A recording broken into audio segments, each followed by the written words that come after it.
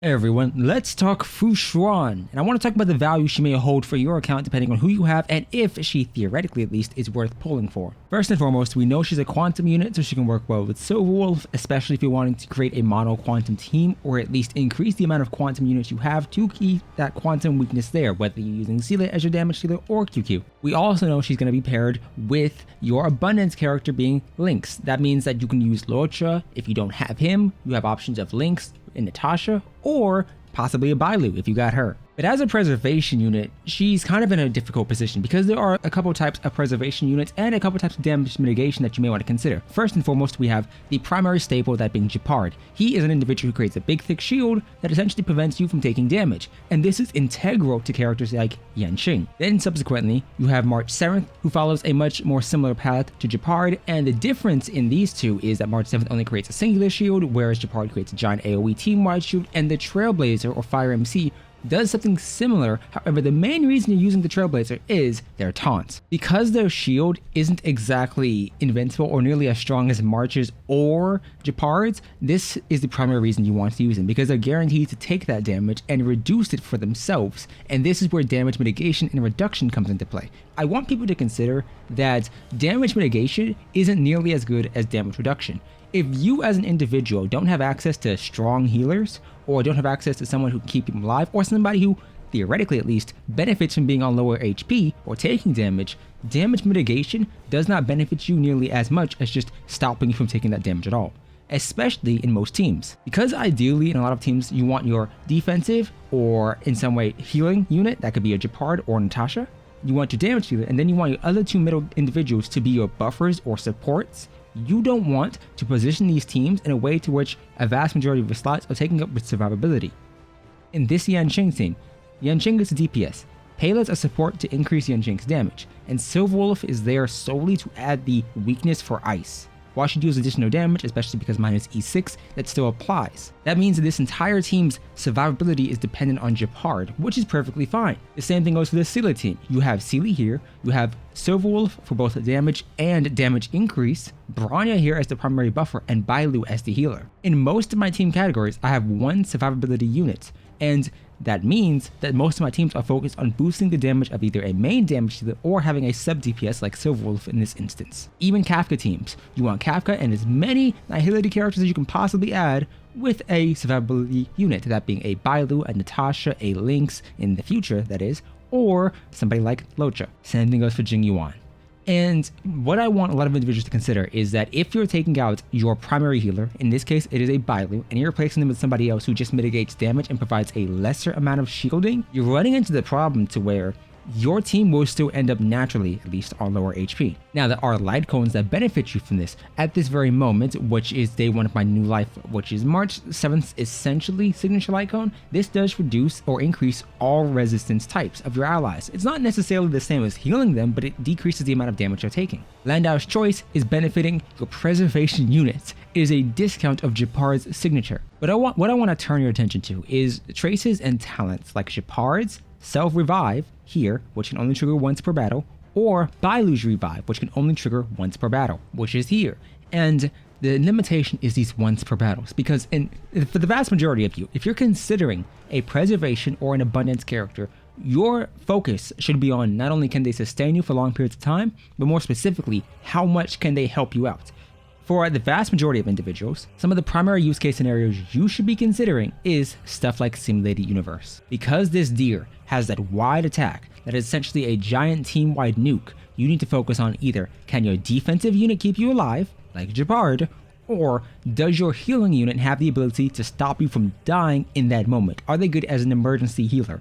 That's why a lot of teams focus on having two survivability-based units. If I were to take out my Bronya here and throw in my Gepard, this team has a much higher chance of surviving that AoE nuke compared to just one of them. But if I take out my Gepard and throw in my Trailblazer, sure, my Trailblazer is more inclined to be hit. Sure, that is a small shield, but the damage mitigation does not inherently equal me surviving that encounter. And as much as individuals may not focus on this now, Memory of Chaos follows that exact same pursuit. Because it is many of her abilities and many of the stronger abilities like the revives or the stopping a killing blow at damage, because many of her stronger abilities like a revive mechanic or stuff like that has a once per battle limitation, Simulated Universe and Memory of Chaos have multiple waves, and if your team uses that ability up in the first wave or even the second, that third wave is basically only going to be about whether or not you can survive the damage being done.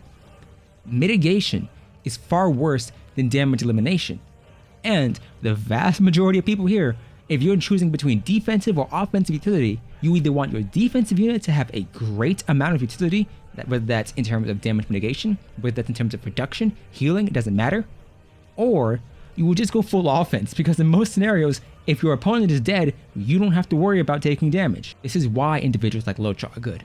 This is why somebody like Japard is great, because he provides team-wide, essentially, shielding. And because it's a preservation unit and you can slap on this Landau's choice or his signature, his likelihood of being hit increases even further.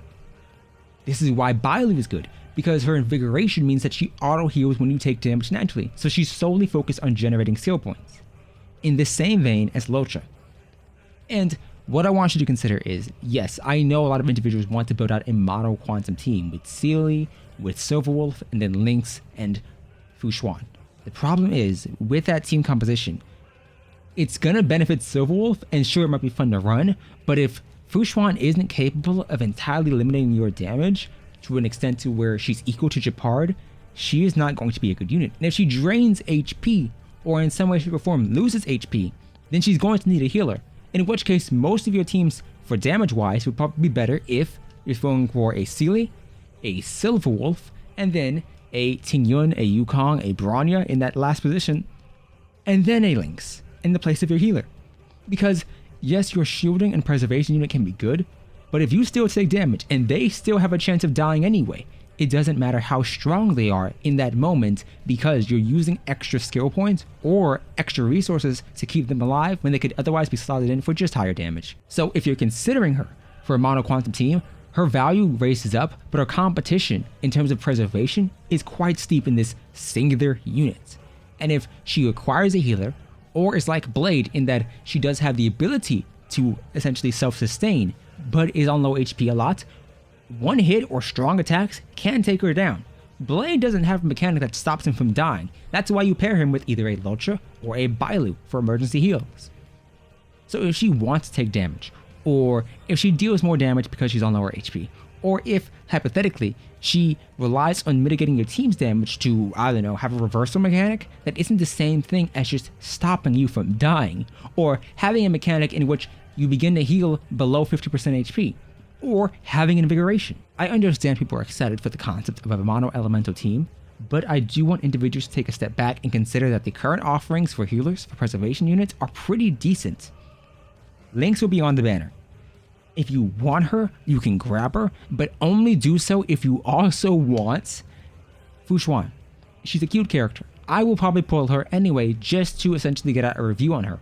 But if you're considering her as a character and you're considering running her as your sole preservation unit, and maybe you've been ignoring your March 7th, or maybe you've been ignoring your other possible survivability based units, I'd say maybe build them up first, wait about a week after her launch, and then decide if she's really useful.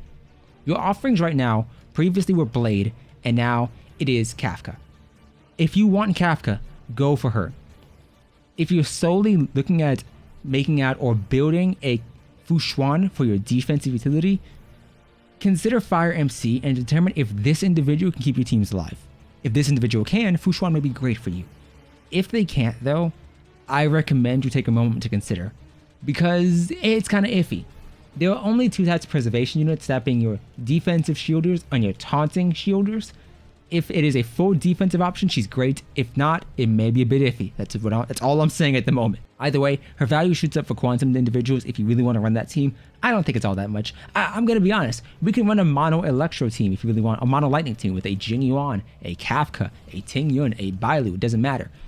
I don't think you should focus so heavily on mono elemental teams, because for the most part, you want to slide in at least, and there's so much versatility in the extra options like Ting Yun or a Yukong or even a Bronya, that mono teams have kind of lost their luster as our luster has expanded.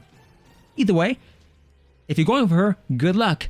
I just want you to take careful consideration in terms of your value and the amount of value she holds for your overall account, and not just one team. Tell me your thoughts down below, and I'll see you next time. Goodbye.